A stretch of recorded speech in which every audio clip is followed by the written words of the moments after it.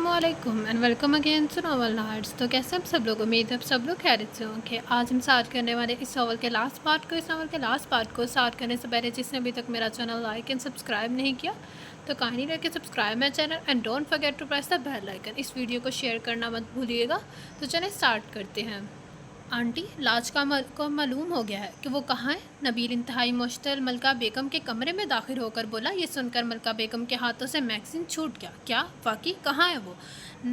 कल मोही जलील हमारे इतने अरसे की प्लानिंग पर पानी फेर कर वो कमीने कहाँ रोपोश हो गई थी।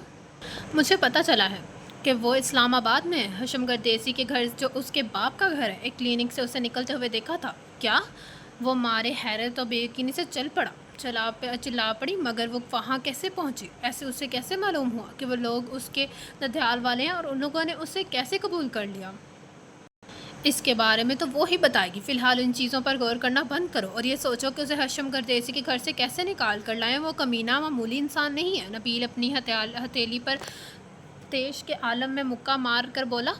तुम ठीक कह रहे हो, मगर मैं भी मलका हूँ। सोने की चिड़िया को इतनी आसानी से उड़ने नहीं दूंगी। कमज़ोर तो इतना मैं भी नहीं हूँ जो लाज की ज़िंदगी बख्श दूंगा। नबील पर उस पर इसरार अंदाज में बोला। अतिया बेगम ने काफ़ी समझदारी से अम्मा और अपने शोहर को समझा दिया कि जब बेटे की मर्ज़ी नहीं है तो ज़बरदस्ती रिश्ता जोड़ना हमाकत है। दादो ये सुनकर उदास हो गई कि हशम ने मना कर दिया, मगर वो अपनी बहू की बात से भी मुत्तफिक थी। बात चूँकि बड़ों के दरमियान शुरू हुई थी, लिहाजा खामोशी से बड़ों में ही ख़त्म हो गई थी। लाज, सहरिश और आलियान और संबल के कानों में उस पूरे किस्से की भनक भी नहीं पड़ी थी। अतिया बेगम की भाग दौड़ से एक मुनासिब रिश्ता लाज के लिए उन्हें पसंद आ गया। लाज की तस्वीर देखकर उन्होंने फ़ौरन उसे पसंद कर लिया था, मगर उससे बाकायदा मुलाकात करने वो आ चाह रहे थे। सहरिश को भी फुरकान साहब ऑफिस जाते हुए जोड़ गए थे। संबल और आलियान जिनके दिलों में पहले दिन से ये बात घर गई थी कि लाज और हशम की जोड़ी बिल्कुल फिट है, सो उन्हें ये रिश्ता खासा नागवार गुजरा था। अलबत्ता सहरिश ने भी उस किस्म के ख्याल का इजहार जब अपनी माँ से किया तो उन्होंने ये कहकर उसे खामोश करवा दिया कि जो भाभी और अम्मा की मर्ज़ी है वो ही दुरुस्त है। लाज उस किस्म की सूरत से खासा घबरा रही थी, मगर सहरिश उसे कदम पर कदम तसल्ली और हौसला दे रही थी। वो लोग बाकायदा रिश्ता दे गए थे। अतिया बेगम और दादो बहुत खुश थी। अल्लाह का शुक्र है कि एक अच्छे घराने में मेरी बच्ची का रिश्ता पक्का हो जाएगा। मिसिज़ अनवर तो कह रही थी कि आज ही मुँह मीठा कर दो। अपनी लाज पर वारी सदके हो रही थी। दादो खुशी से बोली, हमारी आपी तो है ही इतनी प्यारी, कोई ऐसा हो ही नहीं सकता जो आपी को पसंद न करे। सुंबल चहक कर बोली, बस हमारे भैया की ही नज़र कमज़ोर है। आलियान की परजस्ता बात पर सबके मुस्कुराते चेहरे यकदम तारीख पड़ गए, जबकि लाज की आंखों में पहले ताहीर भरता फिर नागवारी के रंग उभरे। सभी पेशानी शिकन आलूदा हो गई। अच्छा अम्मी, फिर कब मुँह मीठा होगा? सहरिश माहौल में अचानक तरल आने वाली कसाफत को दूर करने की गर्ज से बोली, बस ज़रा हशम लड़के की इंक्वायरी कर ले, फिर जल्द ही मुँह मीठा करवा देंगे। दादो संजीदगी से बोली। लाज खामोशी से उठकर वहाँ से चली आई। फिर लड़के के छानबीन के बाद बहुत तेज़ी से सारे मराहल तय पा गए। लाज के दिल की कैफियत बिल्कुल खाली कमरे जैसी थी, जहाँ सिर्फ खामोशी और सन्नाटा था। एक गंभीर चुप के दिल की धड़कनों को सुनकर वह चौंक उठती। नबील एक धमाके के साथ मलका बेगम के हमरा गर्देसी हाउस में आ पहुँचा था। तुम्हारी हिम्मत कैसे हुई इस घर में कदम रखने की? फ़ौरन से बेशतर अपने इस खटिया भांजे को लेकर यहाँ से चली जाओ, वरना मैं बहुत बुरा होगा। वलायत साहब गुस्से से कपकपाते हुए बोले, जबकि अंदर कमरे में समन चच्ची से बुरी तरह लिपटी लाज खौफ से दहशत के मारे कांप रही थी। कुछ नहीं होगा लाज आपी, आपको ये लोग आपका कुछ नहीं बिगाड़ सकते। आप बिल्कुल परेशान मत हो। मैंने हशम भैया को फ़ोन कर दिया, वो बस आते ही होंगे। आलियान उसे तसल्ली देते हुए बोला, देखिए अम्मा, मेरी बेटी मुझे वापस कर दीजिए, मैं खामोशी से यहाँ से चली जाऊँगी। मलका बेगम वलायत साहब की गुस्से को कतन खातिर में लाए बगैर बोली, मत कहो मुझे अपनी गंदी ज़ुबान से अम्मा। तुमने हमारी लाज को बर्बाद करने में कोई कसर नहीं छोड़ी। वो तो मेरे रब का शुक्र है कि उससे हमारी बच्ची की इस्मत और जान की हिफाजत की और यहाँ पहुँचा दी। आंटी, मैं आपकी गलत फहमी दूर कर दूँगा। आपकी बच्ची मेरी होने वाली बीवी है। हमने बहुत से दिन और रातें एक साथ। खामोश नाहंजार वलायत साहब एकदम दहाड़े, जबकि इंतहाई तेज़ी से अंदर आता हशम गर्देसी अपनी जगह साकत खड़ा रह गया। खबरदार जो मेरी पाकीज़ा बेटी पर रसवाई के छींटे उड़ाने की कोशिश की हूँ, आप यकीन करें या ना करें, मुझे कोई फ़र्क नहीं पड़ता। नबील इंतहाई ढिठाई से कंधे अचका कर बोला। हशम गर्देसी रत से लाउंज में दाखिल होकर बाहर रौब लहजे में बोला, कहिए मिस्टर नबील, आपको यहाँ आना कैसे हुआ? हशम को यूँ अचानक सामने देखकर नबील और मलका बेगम चंद पल के लिए घबरा से गए। फिर मलका बेगम तंग कर बोली, देखो बेटा, तुम समझदार हो, ये मामला यूँ गुस्से से हल नहीं होगा। लाज मेरी बेटी है, मैंने उसे पाला है और मेरे भांजे नबील से उसकी शादी होने वाली, वो उसकी मंगेतर है। लिहाजा बेहतरी इसी में है कि वो तुम हमारी लाज को हमारे हवाले कर दो। देखिए मोहतरमा, اول تو لاج کسی غیر کے گھر نہیں ہے بلکہ اپنے باپ کے گھر ہے، اور یہ سب اس کے اپنے ہیں۔ حشم نے ٹھنڈے لہجے میں باقی سب کی جانب اشارہ کرتے ہوئے کہا، اور رہا منگیتر کا سوال تو ہم یہ منگنی ابھی اور اسی وقت توڑتے ہیں، اب آپ لوگ یہاں سے جا سکتے ہیں۔ حشم کی سرد جملوں نے ملکہ بیگم اور نبیل کو بری طرح آنکھ بگولا کر دیا۔ دیکھیں حشم صاحب، میں نہیں چاہتا باہر کی دنیا میں اس بات کا تماشا بنے اور گھر کی باتیں حلصت اس بام ہو جائے، لہٰذا دونوں گھرانوں کی عزت اس میں ہے کہ سیدھے سباؤ سے آپ میری لاج کو مجھے سونپ دیں۔ نبیل بھی اپنے اشتعال پر قابو پا کر ہموار لہجے میں بولا، تم کتنی عزت دار ہو، کتنے عزت دار ہو یہ تو میں خوب جانتا ہوں، بہتری اسی میں ہے کہ یہاں سے چلے بنو اور چلتے بنو اور لاج کو بھول جاؤ۔ ارے واہ، ایسے کیسے بھول جاؤ؟ اتنے سالوں سے اسے کھلایا پلایا پڑھایا اور اب کہتے ہیں کہ ہم یہاں سے چلے جائیں؟ ایسا ہرگز ممکن ہے، ہم لاج کے لیے بنا یہاں سے نہیں جائیں گے۔ حشم کی بات پر ملکہ بیگم پل کھا کر سام کی مانند پھنکار کو بولی، تم نے اسے صرف اپنے مقصد کے حصول کے لیے ابراہیم کی موت کے بعد اپنے پاس رکھا تاکہ وہ تمہارے لیے پیسے کمانے کی مشین بن جائے، مگر یاد رکھنا ملکہ بیگم، ہم عزت دار لوگ ہیں، لاج ہمارے گھر کی حرمت ہے اور اپنی حرمت کی بقا کے لیے ہم جان لے بھی سکتے ہیں اور دے بھی سکتے ہیں۔ وقار صاحب ٹھوئے انداز میں بولے، آپ کی حرمت مجھے خود اپنی عزت سونپ چکی۔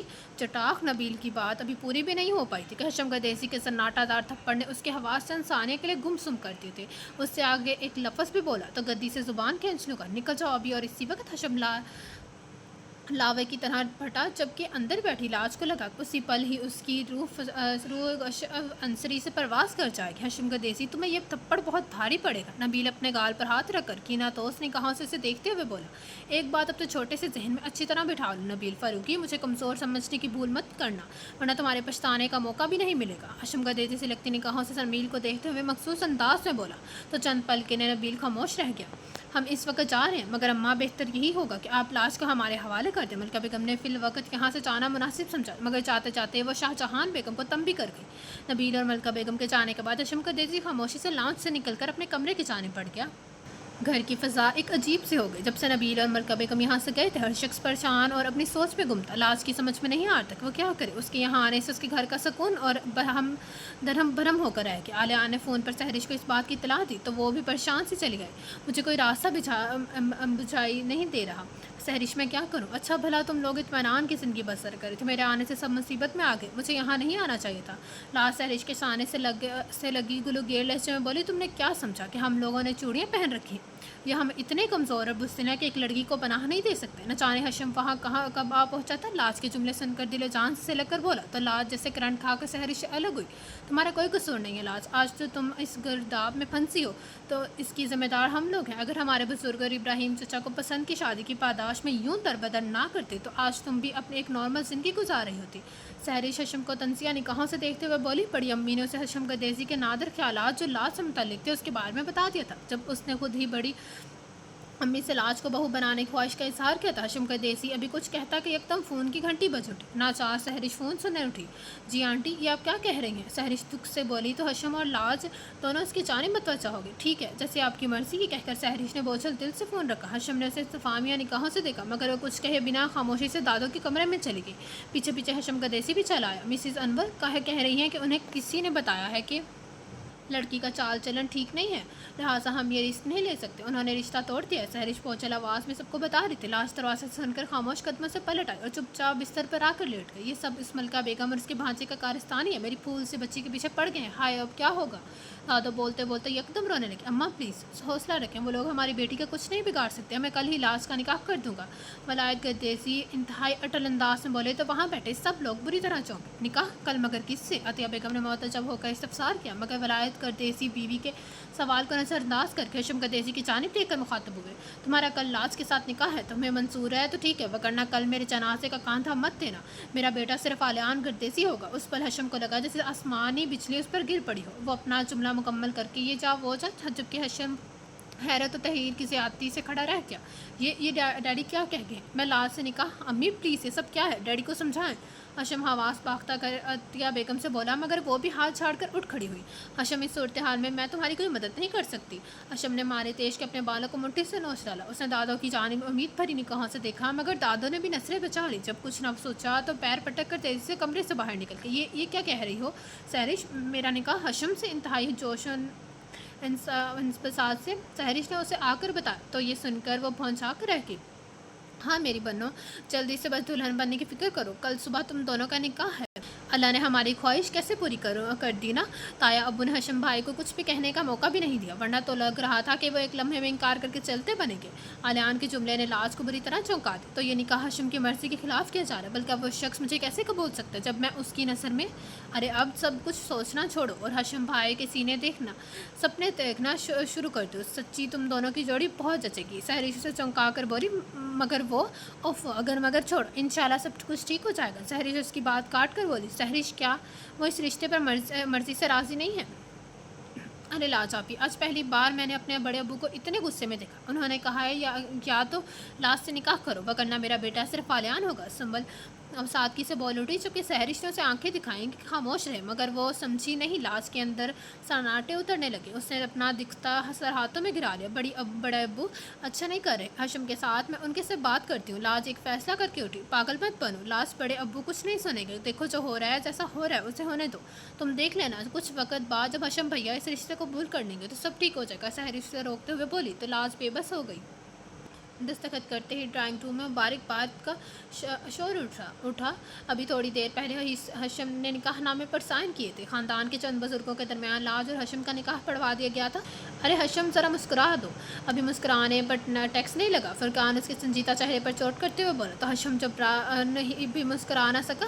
دادا رتیہ بیگم تو چاہتی تھی کہ لاج کو سہرش کے کمرے سے رخصت کر کے ہشم کے کمرے میں بھیج دیا جائے، مگر ہشم کے سنگین تیور اور خراب موڈ کو دیکھ کر فی الحال رخصتی کا پروگرام ملتوی کر دیا.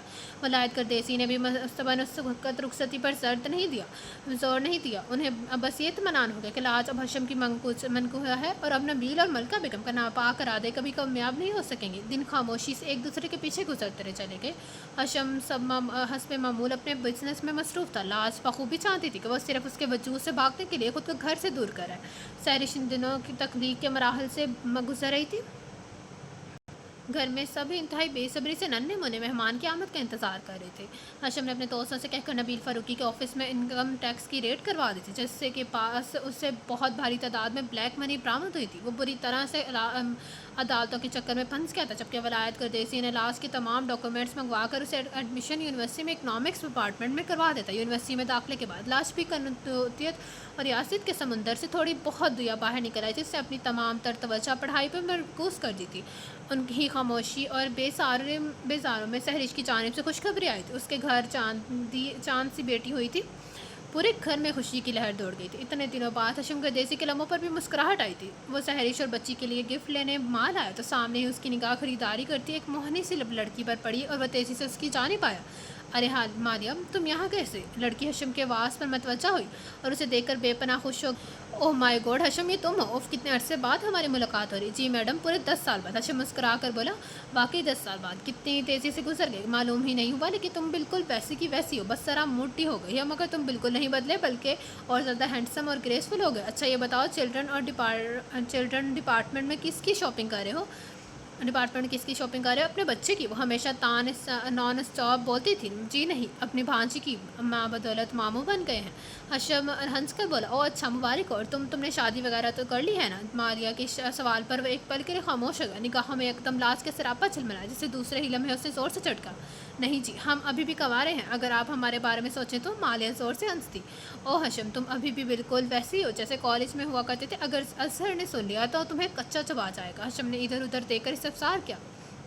یہ اثر کہاں ہے؟ تمہارے ساتھ نہیں آیا؟ وہ لندن میں ہے. تمہیں تو معلوم ہے نا کہ شادی کے بعد ہم لندن چلے گئے تھے. میں یہاں اپنے چھوٹے بھائی کی شادی اٹینڈ کرنے آئی ہوں. 3 مہینے تو یہاں رکوں گی. اتنے سالوں بعد جو آئی ہوں.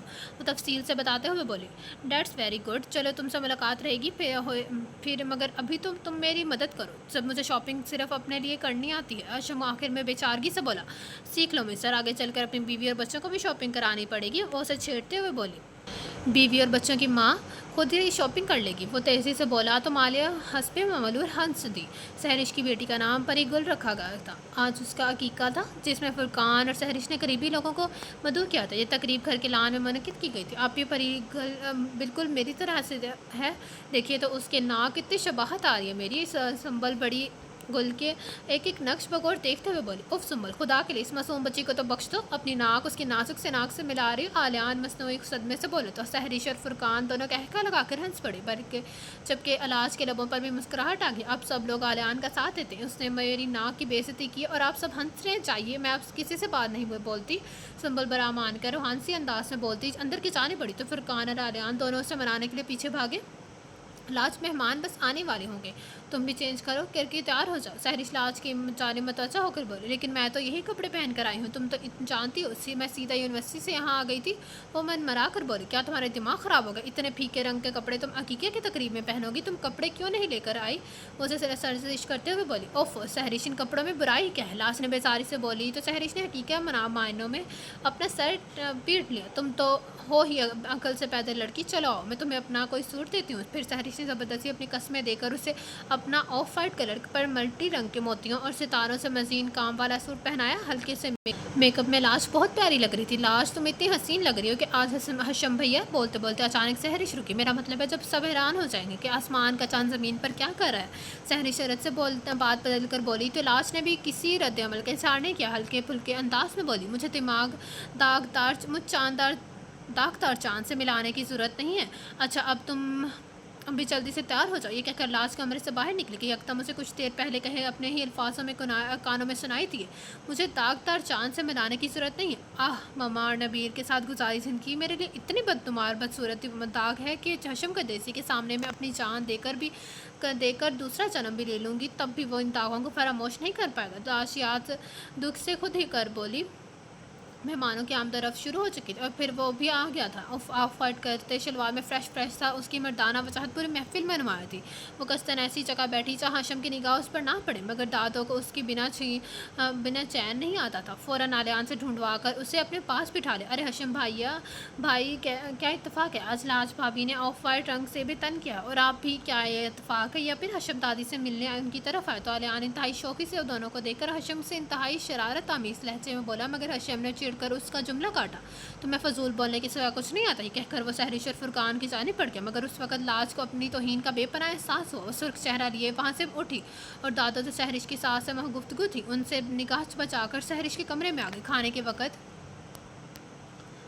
جب سحرش کو لاج کی غیر موجودگی کا احساس ہوا تو اس نے آلیان اور سنبل سے استفسار کیا۔ پاس بیٹھے حشم نے بھی یہ بات سنی اور بالکل غیر ارادی طور پر ایک متلاشی نگاہ پورے لان میں ڈالی، مگر لاج اسے کہیں دکھائی نہیں دی۔ سب لوگ کھانے کے بعد خوش گپوں میں مصروف تھے، مگر حشم قدیسی کی غیر ارادی طور پر اٹھی نگاہیں بار بار لاج کو ڈھونڈ رہی تھی۔ تقریب کے اختتام پر جب تمام مہمان ایک ایک کر کے رخصت ہو گئے تو سحرش انتہائی خطرناک تیوروں سمیت کمرے میں آئی اور پھٹ پڑی، حد ہوتی ہے لاج، ساری تقریب میں تم یہاں کمرے میں آ کر چھپ گئی، اس سے پہلے دادوں کی پہلو میں بیٹھی رہی، نہ مووی بنائی نہ تصویر، کیا تم میری خوشی میں دل سے شریک نہیں ہو سکتی؟ پھر بھرپور شرکت کرنے کے لیے ہی تو میں دوپہر سے آ گئی تھی، اور تمہارے کہنے پر میں نے تمہارا سوٹ بھی پہنا تھا۔ ہاں بہت بڑا احسان کیا تم نے میرے اوپر، وہ منہ پھلا کر بولی تو لاج نے اسے منانے کی غرض سے دونوں ہاتھ سے سحرش کے بازو کو تھاما۔ سوری میری پیاری بہن، دراصل مجھے بہت تھکن ہو رہی تھی، پلیز مجھے معاف کر دو، لاج منت بھرے لہجے میں بولی تو سحرش بھی نرم پڑ گئی۔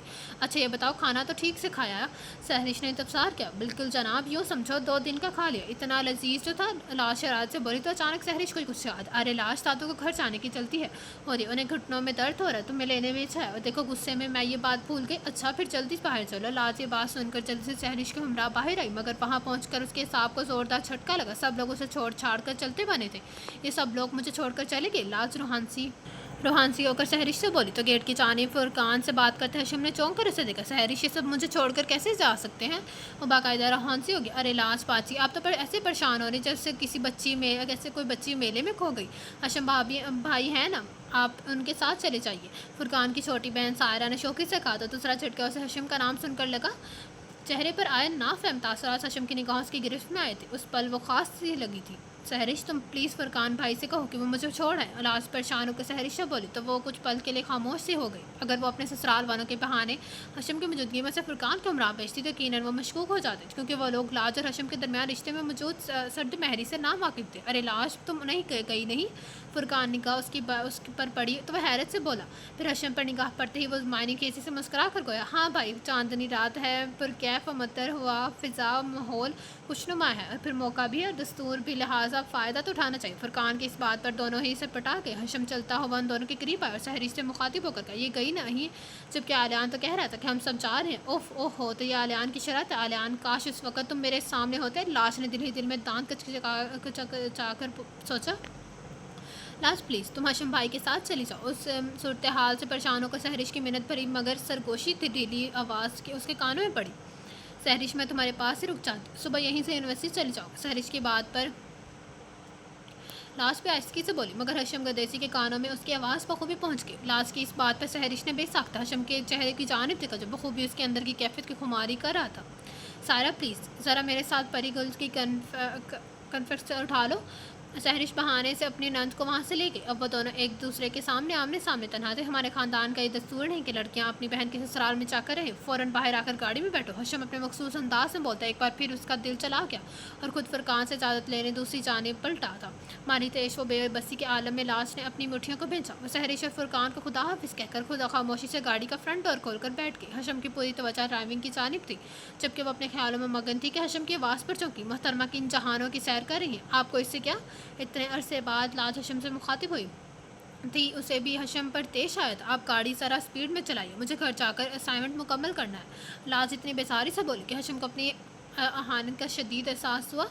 तुम मुझे हाँ, मैं आपकी तवज्जो हासिल करने के लिए या फिर कोई ऐसी ही और पटांग कोशिश के लिए ड्रामा कर रही हूँ, मगर प्लीज़ घर जल्दी चले, मुझे वाकई बहुत काम है और सुबह ही सुबह उठना भी है। लाज हशम की बात दरमियान में काट कर तेज़ी से बोली तो हशम चंद साने के लिए बिल्कुल खामोश उसे देखता रहा। मटे मटे से मेकअप में माथे पर शिकनों का जहाज से जाए, हल्की सरख नींद से बोझल आंखों में उलझन लिए वो ज़िद पर आमादा कर गई थी। ओके, तुम्हें जल्दी घर जाना है ना? ठीक है, हशम उसे अजीब निगाहों से देकर बोला। फिर अगले लम्हे गाड़ी फराटे भरने लगी। जब काफ़ी देर तक घर का इलाका नहीं आया तो लाज पूछे बिना न रह सकी, सहरिश के घर से हमारे घर का फासला इतना ज़्यादा तो नहीं है? फिर घर कहते कहते एकदम उसकी ज़बान तालू से चिपक गई। राहुल डैम का रास्ता पहुँचान कर वह हकीकी मानों में परेशान होगी। ये आप मुझे इस वक्त यहाँ क्यों लाए हैं? डैम की मबहूत कर देने वाली खूबसूरती और दिलकशी जो चांद की रोशनी में जन्नत का हिस्सा मालूम होती है, उस पर डैम रात की मुहिम साही में मसनूई रोशनियों की सजावट उसे कोई तिलस्म कदे का मंजर पेश करता दिखाई दिया था। हशम प्लीज़ घर चलिए, सब में हमारा इंतज़ार कर रहे होंगे। लाज रोमानवी माहौल की रनाई और हशम के साथ तन्हाई के एहसास से अंदर ही अंदर खाइफ होकर मैंने तमीज़ लहजे में बोली, तुम घर वालों की फ़िक्र मत करो, आज रात हम इस टाइम के गेस्ट हाउस में गुजारेंगे। हशम लाज के बरकत से इंतहाई सुकून से बोला था। हकीकी मायनों में लाज ने अपना सर पीट लिया। आखिर आप क्यों मुझे सताने पर तुले रहते हैं? कल मुझे हर सूरत में असाइनमेंट जमा करवाना है। हशम को ला ताल्लुक बैठा देखकर वो मजबूरन नरमी से बोली, मगर उसने कोई जवाब न दिया। रात की तरीकी और पूरे चांद की नील को रोशनी में डैम की खूबसूरती इतनी रोमान परवर और सहर अंगेज थी कि लाज का दिल भी अनोखी लेत पर थरकने लगा। कुछ शादी जोड़े इस माहौल में गुमसन इन लम्हों को जैसे अपने लिए यादगार बना रहा था। हशम गदेसी उसे अपने साथ गेस्ट हाउस की इंतहाई पुरशकवा अमारत के अंदर लाया तो लाज के जैसे हाथ पाँव में सनसनाहट सी दौड़ गई। हशम, अब चाह क्या रहे? क्यों मुझे परेशान करें? और तातो कितना फ़िक्रमंद हो रही होगी। तुम्हारे ये धौंस, ये मर्जी ख़त्म करना चाह रहा हूँ। और घर वालों की तुम टेंशन मत लो, मैंने बता दिया कि तुम मेरे साथ मेरे दोस्त की शादी अटेंड करी हो और हमें काफ़ी देर हो जाएगी, लिहाजा आप लोग इत्मीनान से सो जाएं। ये सब सुनकर लाज के तौलवे पर लगी और सर पर बुझी। वो आस पास के लोगों का ख्याल करते हुए चुपती आवाज़ मगर गुस्सीले लहजे में बोली, आप खुद को समझते क्या हैं? सिर्फ आप ही दूसरों पर धौंस से अपनी मर्जी मुसलत कर सकते हैं। आप मुझे यूनिवर्सिटी कल हर सूरत में जाना है, अभी और इसी वक्त घर चलिए। मैं अभी देखता हूँ कि कल तुम कैसे यूनिवर्सिटी जाती हो। न जाने क्यों वो उस पर लाज से चाहता था कि वो तमाम चीज़ों को बलाए ताक रख कर सिर्फ उसकी ज़ात का अहमियत है उसके संग कदम से कदम चलकर मिलाकर चलने में फ़ख्र महसूस करे। उस पल, उस वक्त, उस लम्हे वो सिर्फ और सिर्फ उसकी गुर्बत की नशे में मदहोश रहे, मगर उसके बरकस वो रत्ती भर भी उसे तवज्जो देने की तैयार नहीं थी। लाश ने नाराज़गी कि उसकी मर्दानगी के ज़ख्म को चोट पहुंचानी चाहिए। जब उसने हशम के साथ घर जाने से बचने के लिए सहरिश के ससुराल में ठहर जाने की बात की थी, हशम उसे बड़े इश्तहाक और खुद एतमादी से गेस्ट हाउस के रूम में ले आया और जो अभी नीचे उसने तस्तकबालिया में मौजूद मैनेजर से बुक करवाया था और किसी रूम सर्विस के बजाय खुद ही चाबी लेकर कमरे का दरवाज़ा खोल दिया था, जो नफासत और दिलकशी में अपना मिसाल आप था। हशम, प्लीज़ बात समझने की कोशिश कीजिए, मुझे यहाँ वहशत आ रही है। उस बार लाजहात से बोली, अब वहशत हो या दहशत, मैं बहुत थका हुआ हूँ और इतनी लंबी ड्राइविंग करके वापस घर जाना का कतई इरादा नहीं रखता। ये कहकर हशम इंतहाई बेपरवाही से बिस्तर पर चत लेट गया तो लाज को बेतहाशा रोना आ गया। वो खामोशी से खिड़की के पास आकर बाहर झाँकने लगी। यहाँ खड़े होकर डैम की खूबसूरती और ज़्यादा भरपूर अंदाज में उजागर हो रही थी। काफ़ी पल यूं ही गुजर गए। वो बाहर का नज़ारा देखने में इंतहाई महू थी कि यकदम उसे एहसास हुआ कि पीछे कोई खड़ा है। उसने सर से गर्दन मोड़कर देखा तो पास खड़े हशीम की आंखों में उसे यूं खौफज़दा देखकर मुस्कुराहट डर आई। वो भरपूर अंदाज से मुस्कुरा दिया, आप यहाँ खड़े क्यों मुस्कुरा रहे हैं? और वो फ़कत इतना ही बोल पाई कि अचानक हशम के मजबूत बातों से उसकी नाजुक वजूद को अपने आगोश में भर लिया। लाज को इस पल ऐसा लगा जैसे उसका दिल हलक में आ गया।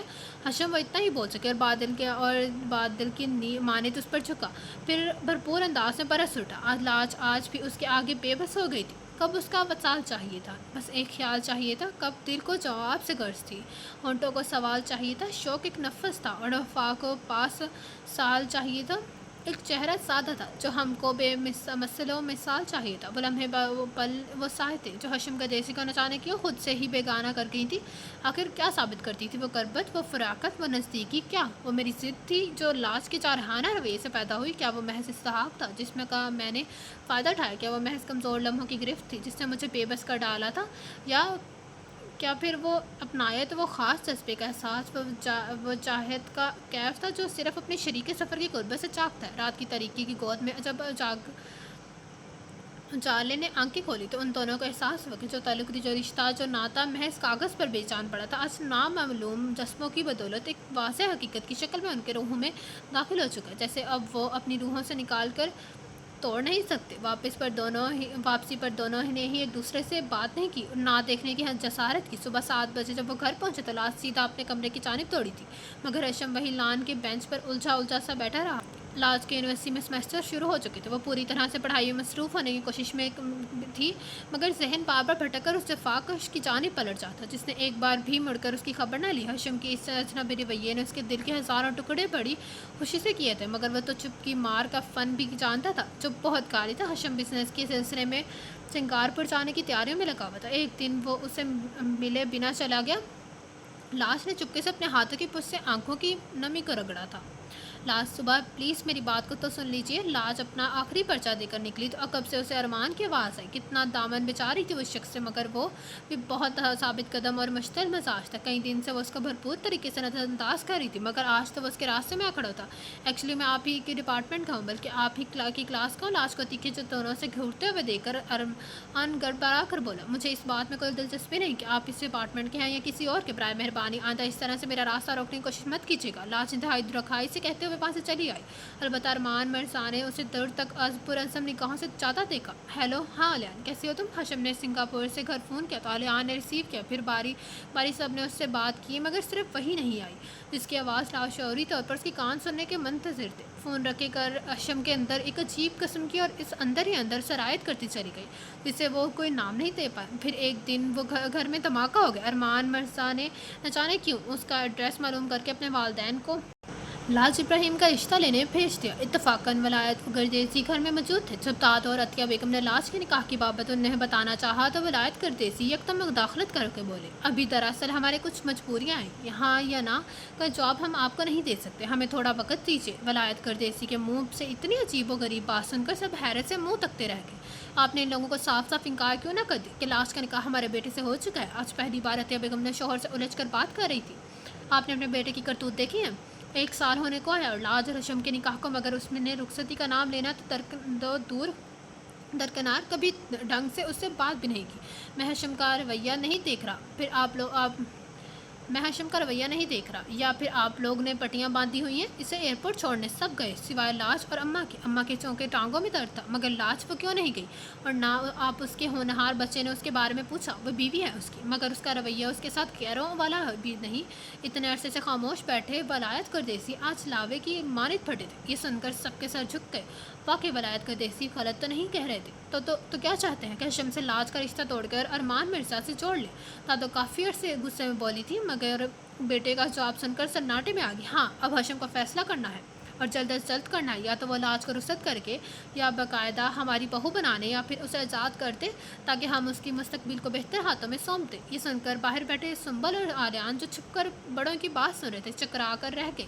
आलियान लम्हे के 1000वें हिस्से में लाज के कमरे की जानिब भागा। सब कुछ सुनकर उसे ऐसा लगा जैसे एक खाली جیسے خالی پن اس کے اندر اتر گیا تھا۔ اب کیا ہوگا لاج آپی، آپ پلیز ہشم بھیا کو فون کر کے بلائیے۔ سنبر خوف زدہ ہو کر بولی، تایا ابو میرے سب کچھ ہے، وہ جو بھی فیصلہ کریں گے وہ فیصلہ میرا ہی ہوگا، اب تم لوگ جاؤ، مجھے نماز پڑھنی ہے۔ وہ یہ کہہ کر وضو کرنے کی غرض سے باتھ روم کی جانب اٹھی تو دونوں ایک دوسرے کے بے بسی سے دیکھ کر رہ گئے۔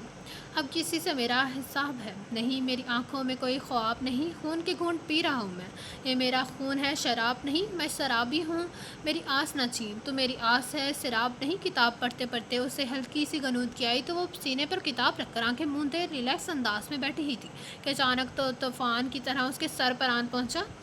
تم جس بات کی سپنے دیکھ رہی ہو نا، وہ کبھی بھی شرمندہ تعبیر نہیں ہوگی۔ وہ تمہارا کلاس فیلو، ہاں ممکن تھا کہ اس نے تمہاری شادی میں خود اسے اپنے ہاتھوں سے کرواتا، مگر اس بنا پر جب تم میرے نکاح میں نہ آئی ہوتی، اور یہ بات تم اپنے ذہن میں اچھی طرح بٹھا لو کہ اپنی ملکیت کو میں اپنی زندگی میں کسی کے ہاتھ بھی نہیں سونپتا۔ شعلہ الفاظ، مگر یہ کیا؟ اسے لگا جیسے سخت جہبذ ٹٹن زدہ ماحول میں اچانک ٹھنڈی ٹھنڈی پھوار برسنے لگی اور اچانک چاروں جانب جل تھل ہو گیا۔ وہ اس پر چلا کر یہ جا وہ جا، جبکہ لاج کو دل چاہا کہ آج اتنا ہنسے، اتنا کھلکھلائے کہ پوری دنیا کے لوگ بھی اس کی اس خوشی میں شریک ہو جائیں۔ یقیناً علیان نے ہی ہشم کو فون پر بتایا ہوگا۔ آج لاج کو علیان پر بے پناہ پیار آ رہا تھا۔ ہشم نے پہلی فرصت میں ارمان سرزا کے گھر والوں کو نپٹایا اور اپنے باپ کے اس اقدام سے روٹ کر کسی ضروری کام سے باہر چلا گیا۔ ابو، یہ چکر میری کچھ سمجھ میں آ رہا ہے، آپ نے نفسیاتی حربے استعمال کر کے ہشم بھیا کی چپ کو توڑا ہے نا؟ علیان کے استفسار پر ولایت صاحب مسکرا اٹھے۔ بیٹا جی، ہشم چاہے کتنا ہی بڑا اور عقل مند کیوں نہ ہو جائے، مگر میں تو اس کا باپ ہی رہوں گا نا، وہ خوشگواری سے بولے تھے۔ سب انتہائی محظوظ ہو کر ہنسنے لگے۔ فون کی بیل مسلسل بج رہی تھی مگر کوئی اسے ریسیو کرنے نہیں آیا تو ناچار لاج کچن سے نکلی، مگر اس سے پہلے علیان منہ بناتا ٹی وی پر آتے ہوئے اپنے پسندیدہ شو سے نظریں ہٹاتا وہاں پہنچ چکا تھا۔ علیان، حد ہوتی ہے، کتنی دیر سے فون کی بیل بج رہی، اٹھاتے کیوں نہیں؟ لاج اسے سر ریسیو کرتے ہوئے بولی تو علیان نے انتہائی بےساری سے فون اٹینڈ کیا، مگر نہ جانے مقابل نے کیا کہا کہ علیان کے سان پوری طرح خطا ہو گئے۔ کیا کہہ رہے ہیں آپ کون سے ہاسپٹل میں ہیں؟ اچھا، ہم لوگ ابھی آ رہے ہیں۔ علیان کی درگروں کیفیت دیکھ کر لاج اسد پریشان ہو کر اس کی جانب بڑھی اور کچھ پوچھنے کا قصد ہی کیا تھا کہ علیان نے بچوں کی طرح چلانا شروع کر دیا۔ امی، وہ دادو، ابو، ارے علیان کیا ہوا، کیوں اس طرح چلا رہے ہو؟ بچے سب ٹھیک تو ہے نا؟ عطیہ بیگم سب سے پہلے وہاں آئی، اسے حواس پاختہ سی پہنچی۔ امی، بھیا کو کسی نے گولی مار دی، علیان روتے ہوئے بولا تو لاج نے بے ساختہ اپنے ہاتھ اپنے منہ پر رکھ کر چیخ روکی۔ وہ پھٹی پھٹی نظروں سے علیان کو روتا دیکھے گئی۔ ہائے میرا بچہ، نہیں، میرے رب العاد کی یہ آزمائش مجھ سے مت لینا، میں تجھ سے اپنے بچے کی زندگی کی بھیک مانگتی ہوں، دکھ دکھانے سے پہلے یہ عالم مجھے اٹھا لے۔ عطیہ بیگم صدمے کی کیفیت میں بے تحاشا رو کر بولی تو لاج کا بھی ضبط جواب دے گا۔ وہ عطیہ بیگم کے سینے سے لگ کر پھوٹ پھوٹ کر رو دی۔ ہشم کی زندگی خطرے سے باہر تھی مگر ڈاکٹرز نے ابھی اسے انتہائی نگہداشت کی وارڈ میں رکھا ہوا تھا۔ نبیل فاروقی کب سے بدلہ لینے کی تلاش میں تھا۔ ہشم قدیسی نے انکم ٹیکس کی ریڈ کی بدولت اس کے بزنس کا دیوالیہ کر دیا تھا اور اس پر کچھ مقدمات بھی عائد ہو گئے تھے کہ یہ بلیک منی اس نے کسی طرح حاصل کی ہیں۔ وہ بہت چھوٹے پروں سے اونچی اڑنا چاہتا تھا مگر ایک ہی جھٹکے میں ہشم قدیسی نے اسے زمین کی خاک چٹا دی اور اس وقت وہ اسے اپنے سبق سکھانے کے در پہ تھا۔ ہشم کو 2 گولیاں لگی تھیں، خوش قسمتی سے ایک تو بازو کو چھو کر نکل گئی تھی جبکہ دوسری شانے میں پیوست ہو گئی تھی جسے آپریشن کے ذریعے ڈاکٹرز نے نکال لیا تھا۔ پولیس نے نبیل فاروقی کو اپنی حراست میں لے لیا تھا۔ ڈاکٹرز نے اسے تقریباً 2 ہفتے اسپتال میں رہنے کی ہدایت دی مگر وہ 3 دن میں ہی گھبرا گیا تھا۔ ڈاکٹر صاحب پلیز مجھے گھر جانے دیجیے، میں گھر پر زیادہ پرسکون رہوں گا، وہ لاجاہت سے بولا۔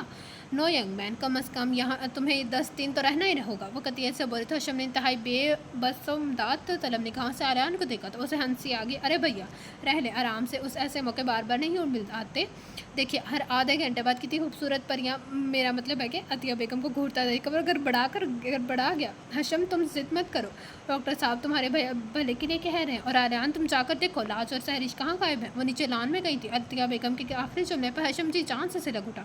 میں یہاں پٹیوں میں جکڑا پڑا ہوں اور انہیں سیر سپاٹے سوز رہے، وہ دل میں بولا۔ جب سے ہشم کو ہوش آیا تھا وہ ایک بار بھی اس کے سامنے نہیں آئی تھی، وہ اس بات کو ہشم نے بہت شدت سے محسوس کیا تھا۔ عطیہ بیگم علیان کو بیچنے ہی واری تھی کہ دونوں مسکراتی ہیں دروازہ کھول کر اندر داخل ہوئی۔ لڑکے تم دونوں ذرا ہشم کے پاس رہو، میں تھوڑی دیر کے لیے علیان کے ساتھ گھر جا رہی ہوں۔ مگر بڑی امی مجھے تو گھر جانا تھا، فرقان کو فلو ہو گیا ہے، سہرش جلدی سے بولی اور ساتھ ہی آنکھوں کے اشارے سے عطیہ بیگم کو اشارہ بھی کیا جسے وہ فوراً سمجھ گئی۔ تو میں یہاں اکیلی رہوں گی، لاج میں نے منا کر بولی تو ہشم نے ایک ٹیڑھی نگاہ اس پر ڈالی۔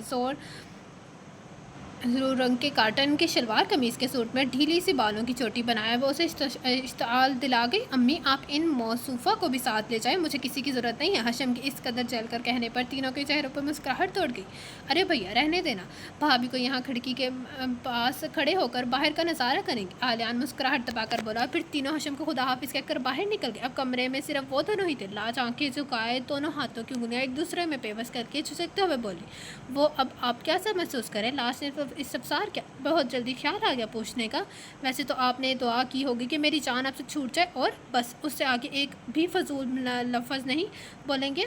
हमेशा आप मेरे ऊपर इल्ज़ामात हटते हैं और आप खुद कितने पानी में हैं ये जांच है आपने कभी? आपने सिर्फ बड़े अब्बू की धमकी की हदायत बतौलत मुझसे निकाह किया और ऐन मुमकिन था कि आप उस बॉस से ख़ुद को आज़ाद कर लेते, मगर अरमान मिर्ज़ा के रिश्ते से आपकी मर्दाना अना को सख्त ज़रब लगी और सिर्फ अपने पंदार और ज़िद के खातिर आप अब तक ये रिश्ता बरकरार रखे हुए हैं। लाश ने भी आज हिसाब पे बात करने का सोच लिया था और बोलती चलेगी। तुम हशम गदेसी ने गुस्से से उठना चाहा कि दर्द की एक तेज़ ने उसे बुरी तरह से बेहाल कर दिया।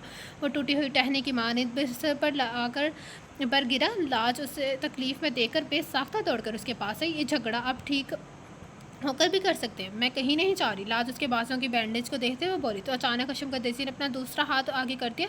जब सारी बातें गनवा रही हो तो इस रिश्ते का भी तस्करा करो ना जो इस रात हमारे दरमियान बनता था। हशम ने उसका चेहरा अपने करीब करके कान में सरगोशी की तो मारे है आगे लाज सुरख पड़ गई। वो भी आपकी जिद का नतीजा थी। आप ये हर किस नहीं चाहते थे कि मैं सुबह यूनिवर्सिटी जाऊँ? वो मुश्किल बोली। हाँ तुम ठीक कह रही हो, मगर मुझे नहीं मालूम था कि उन फंसों गया इस लम्हात में मेरा दिल हमेशा के लिए तुम्हारा असीर हो जाएगा। अगर मेरी बात पर यकीन है तो भरोसा कर लो जान हशम, ये दिल असीर है तुम्हारा। वो खुमार आलूद सरगोशी में गुनगुनाया तो दिल लाश का चाहा कि मारे तशक्कर के उसके सीने लगकर रो दे, मगर उससे खुद पर काबू पाकर उस सर उठाकर अपना गुस्सा दिखाना चाहा तो उसके कुछ बोलने से पहले ही हशम ने उसके आगे हाथ जोड़ दिए। सॉरी माय लविंग वाइफ, अपनी हर कोताही को माँ की माफ़ी मांगता हूँ। और बेचारगी से बोला तो लाश की आंखों में तमानत के साथ होंठों पर मोहब्बत भरी मुस्कान आ गई। उसने बड़ी शर्मसारी से अपना सर हशम गद्देसी के कुशादा सीने पर रख दिया। मोहब्बत इकरार मांगती है और हशम गद्देसी के इकरार मोहब्बत ने उसके दिल में सुकून भर दिया था और लाश ने तमानत महसूस करके अपनी आंखें बंद कर ली और ख़ुद को अपनी मोहब्बत के सपुर्द कर दिया। ख़त्म शुदा। तो ये था आज के नावल के लास्ट पार्ट का एंड। तो इस नावल का नाम था इकरार मोहब्बत। कैसा लगा आप सबको ये नावल? कमेंट बॉक्स में अपनी राय का इज़हार ज़रूर कीजिएगा। थैंक यू सो मच अशीन, आपके प्यारे से कमेंट का। ऐसे कमेंट करते रहा करें, बाकी सब लोग भी और आप भी। तो चलें इंशाल्लाह मुलाकात होगी आप लोगों से कल एक न्यू नावल के साथ और एक अच्छे नावल के साथ। अल्लाह हाफिज़।